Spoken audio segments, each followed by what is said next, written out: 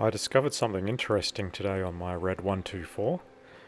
I was just testing out all of the lighting units because they all have to work when I go for my initial inspection. The only issue I found was with the fog lights. The fronts were working perfectly fine, as you can see here, but the rear just would not light up.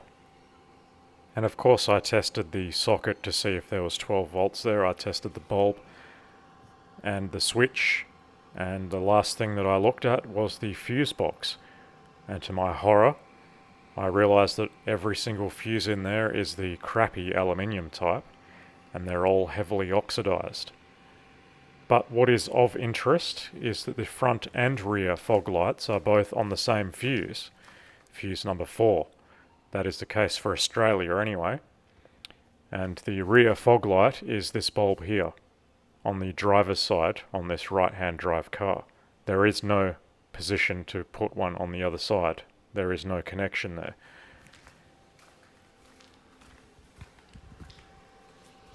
I noticed that fuse number 4 was ridiculously hot. It's acting like a resistor, so the oxidization is obviously an issue on that fuse, but not enough that the front ones are not working.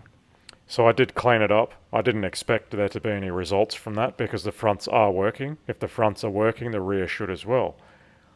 So I reinstalled that and the rear still did not work.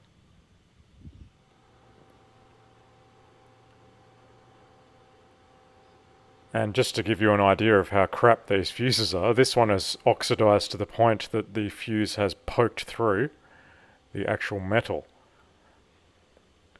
The interesting thing that happened was that just by rocking around unrelated fuses, the rear fog light started working again. This doesn't make sense to me, unless it's a coincidence. But yes, I don't know. It just started working again. The other thing I noticed on these donor rear tail lights was that some dickhead had installed the incorrect indicator bulbs. The facelift conductor plate assembly that has the bulbs in it requires the pins to be in the 5 o'clock position for the orange indicator bulb, not in the 6 o'clock position like they normally are. The previous owner of these lamps had forced in the bulbs with the pins in the 6 o'clock position, as you could see there. And you can force them in. It slightly scratches the shit out of the socket itself, but in an emergency they can be used. But if you use the correct bulbs with the pins in the 5 o'clock position, they go in so easily and come out so easily. On the right hand side, I couldn't even get the incorrect bulb out. I had to destroy it and rip it out with pliers. Fortunately, there was no damage to the socket. I was able to fix that up, and the new bulb went in there perfectly.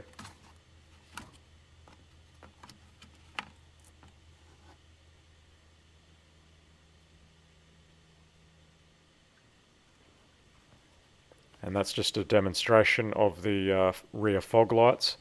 The left will never illuminate on the Australian version. I don't know about other world versions, but on ours it's only on the right.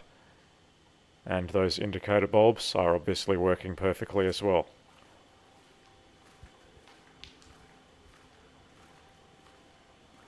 I don't even remember installing them in the front, so the new indicators must have actually come with bulbs because I didn't install them. The other thing I did today was install the lining for the sunroof. That went perfectly to plan. It fit first time and clipped in and just worked. I was very surprised. I guess having a good sunroof motor really helps. With the previous motor, I couldn't even get it in. And I just finished off with reinstalling the carpeting in the rear. As I finish back here, the shock absorbers are installed. There's no need to leave them out anymore. So now I can pretty much close that and not have to worry about it anymore.